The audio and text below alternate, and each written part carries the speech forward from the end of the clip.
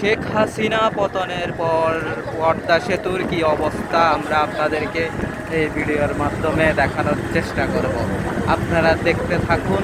শেখ হাসিনা পতনের পর পদ্মা সেতুতে এখন কি অবস্থা হচ্ছে, কিভাবে আছে মানুষজন, কিভাবে কি দেখতেছে মানুষ। পদ্মা সেতু এই যে দেখেন, আমরা অলরেডি পদ্মা সেতুতে চলে এসেছি। পদ্মা সেতুতে এখন বর্তমানে কি অবস্থায় আছে পদ্মা সেতু দেখেন। এই যে আমরা এখন সাগর পাড়ে।